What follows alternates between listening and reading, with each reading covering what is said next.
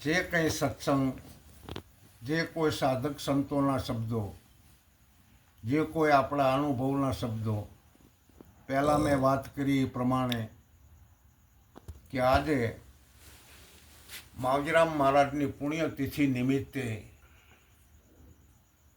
જે બે શબ્દો સંતોના ફૂલડા સમાન લઈ અને એવા આત્માને આપણે પુષ્પાંજલિ અર્પણ કરીએ છીએ. સવારામનો એક ભજન છે, એના ઉપર સરસ મજાની આપણે સત્સંગની ચર્ચા કરવાની છે. દેખો સોહંગ પુરુષ કામ બિના સબ तीन गुणन का खेल देखो सोहंग पुरुष का मैल बना सब तीन गुणन का खेल. સરસ મજાનો આપણને બહુનામી બંગલો આપ્યો છે અને આ બંગલો સોહંગ પુરુષનો છે. આમાં 3 ગુણનો અને પંચભૂતનો ઠાઠ છે, પરંતુ આ બંગલાનો જે 52 બારો છે એ આ ઠાઠથી ને પર છે, જેને અઘાટ કહેવામાં આવે છે. 3 ગુણ અને પંચભૂતનો જે બંગલો છે એ કોનો બંગલો છે? સોહંગ પુરુષનો. સોહંગ પુરુષના બંગલાને આપણે જાળવવાનો છે. મેં ચાલુ ગાડીમાં આજ વાત કરી હતી કે આપણી આ કાયાને અવસ્થા કેમ આવી જાય છે? બાળપણ, જુવાની, ગઈડપણ અને પાછું વિસર્જન થાય છે. આનું કારણ શું છે? તો માવજી મહારાજ કહેતા કે જ્યારે બેનો ઉકરડો ચાલુ કરે ને નાખવાનો, પેલા એક બકડીયું નાખે એટલે ઉકરડો દેખાય નહીં. પછી રોજના નિયમ પ્રમાણે બીજું બકડ્યું, ત્રીજું બકડ્યું, એમ કરતાં કરતાં કેટલો ટાઈમ થાય એટલે મોટો જબરો ઉકળો થઈ જાય. એમ આપણી આ કાયા જન્મી પછી આને દૂધ પાવાનું થયું, હવળે હવળે ખવડાવવાનું થયું, હવળે હવળે હાલવા ચાલવાનું થયું, પછી વધારે આહાર વિહાર થયો, પછી આને પાણીનું પણ જબરદસ્ત પીવાનું થયું. તો ખાતા પીતા અને હાલતા ચાલતા આપણું આયુષ્ય એમને વધતું જાય એવું લાગે. નાનપણમાંથી જુવાની આવી જાય ને જુવાનીમાંથી બાળપણે આવી જાય. કેવી રીતે? ગઈઢપણ આવી જાય છે, બાળપણ આવતું નથી. પછી બુઢાપણ આવે એટલે પછી આ શરીરના અવયવો બધા મોડા પડી જાય છે અને પછી આ કાયાનું વિસર્જન થઈ જાય છે. મેં મુસાફિર આયા અગમ સે મેં હું પરદેશી પંખી, તન તરોવર પર કરી અશ્રુ રિયા નહીં કોઈ સંત સતી. કોઈ સંત હોય, કોઈ સતી હોય, આ પૃથ્વીમાંથી જન્મ ધારણ થયા પછી રહી શકતા નથી. પણ સંતો, સાધક સંતોના શબ્દોથી આપણને એટલું સમજવા મળે છે કે ભલે આપણી કાયાની અવસ્થાઓ હોય, પણ જો આપણે આત્માને ઓળખો હોય તો આ આત્મા આપણા શરીરની અંદર કોઈએ લીધો નથી પણ આવી ગયો છે. અને શરીર પડી જાય તો આત્મા અહીંયા હશે. જેમ કુંભારને માટી અને પાણી લેવા જવું પડે ને એ સાંકડા ઉપર પીંડો ચડાવે અને વચ્ચે ખાલી જગ્યા કુંભારને લેવા ન જવું પડે, આવી જ જાય. અને માટલું ફૂટી જાય એટલે અહીંયા છે. એટલે આત્મા આપણામાં આવ્યો છે. એમાં બાળપણમાં, જુવાનીમાં કે બુઢાપણમાં આત્માની કોઈ અવસ્થા નથી. તો તો આત્મા કેવો છે, આત્મા કેવડો છે? એમાં સંતોએ કીધું છે કે આપસે ઊંચા પવન સે ઝીણા, આ આદમ હે અપરંપારા, વધે ઘટે નહીં રહેવે બરાબર, કાયમ વસે કીર્તારા. આ આત્માને પરમાત્મા કીધો છે, એને કીર્તાર કીધો છે. એ આવતો જાતોય નથી ને વધતો ઘટતોય નથી. અને એ આત્મા આપણામાં આવ્યો છે અને એનું આ શરીર નથી. તમે જોવો તો ભલે શરીર એ આત્મા નથી, પણ આત્માનું શરીર સોહમ પુરુષનું શરીર છે. અને 3 ગુણ જે છે, રજો તમો અને સત્વ, એથી બનેલી આ શરીરની કાયા એ માયા છે. ઓહો. ઓમકારે 3 ગુણ પ્રગટ્યા, 3 ગુણની આ માયા, 5 તત્વ કાયા મંદિર બનાયા, એ આમાં સોહંગ પુરુષ પધરાયા. દેખો ભાઈ સોહંગ પુરુષ કા મહેલ. ઓમકારને ઓળખવાનો છે, બરાબર. અમારે ગુરુ મહારાજ હતા અને ચોકડીની અંદર, ચોકડી ગામમાં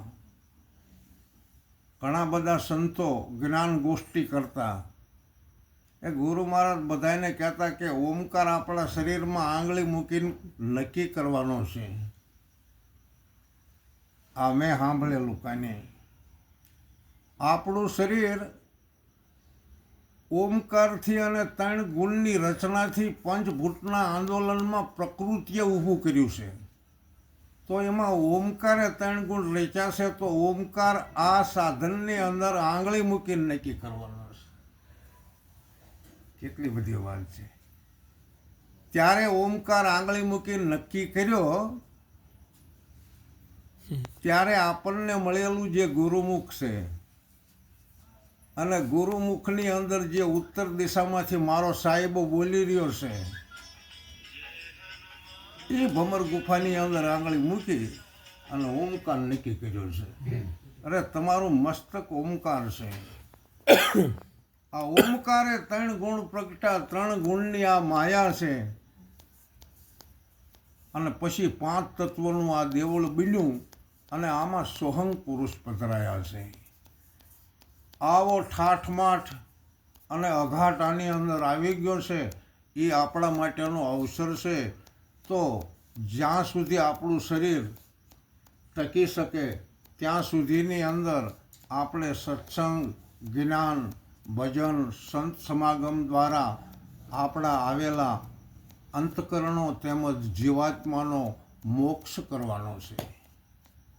આવું સંતો કહે છે. તો કે આ આવેલો છે એ કેવો છે?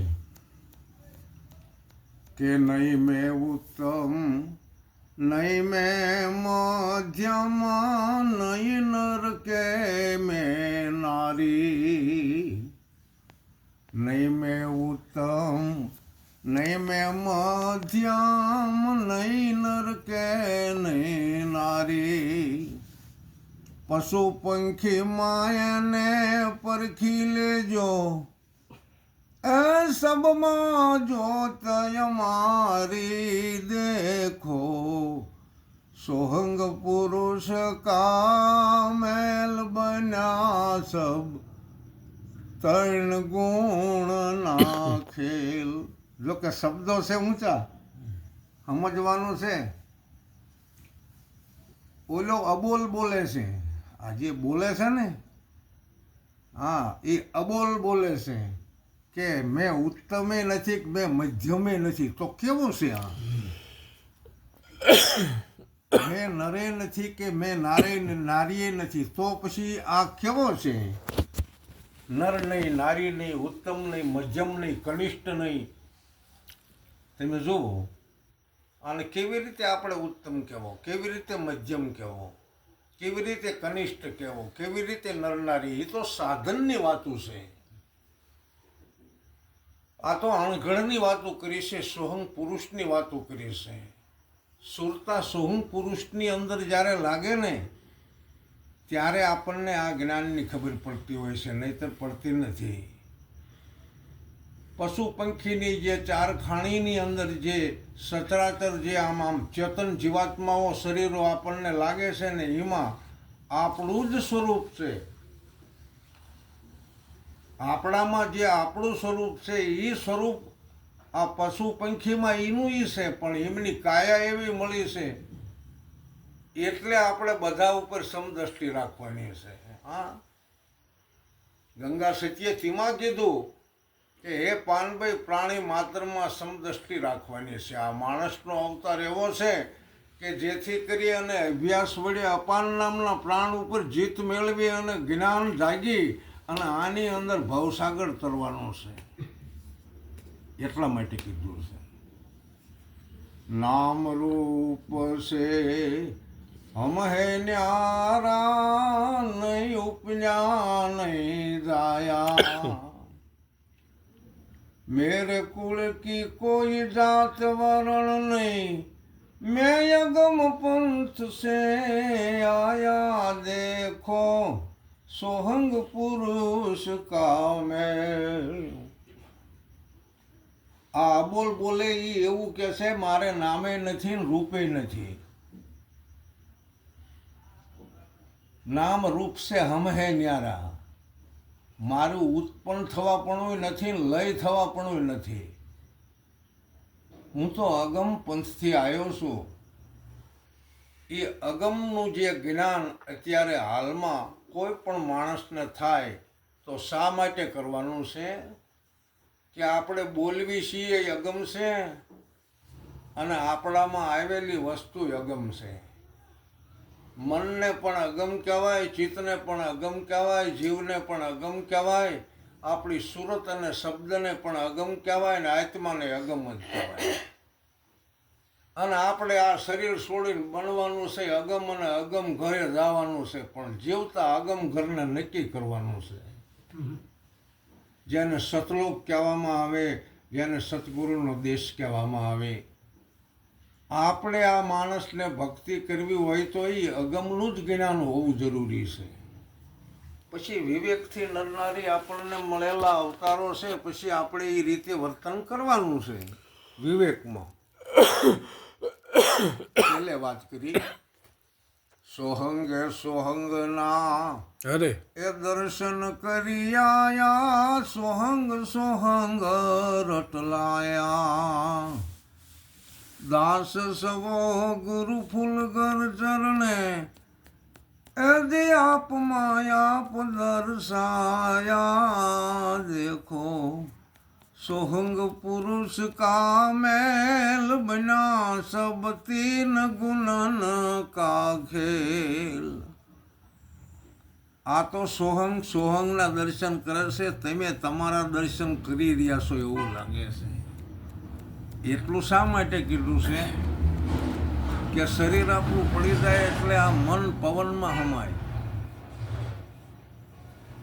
મન છે ને એ પવન જેવું છે અને આ પવન છે ને એ આકાશમાં સમાય અને આકાશ છે ને એ તેજમાં સમાય અને તેજ છે ને એ સત્યમાં સમાય અને સત્ય છે ને એ આપણા ગુરુમાં સમાય અને ગુરુ છે ને એ આપમાં સમાય.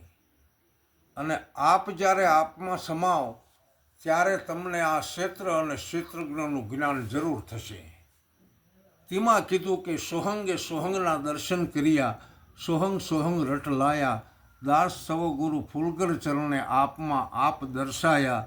દેખો સોહંગ પુરુષ કા મેલ, બિના સબ તીન ગુણન કા ખેલ.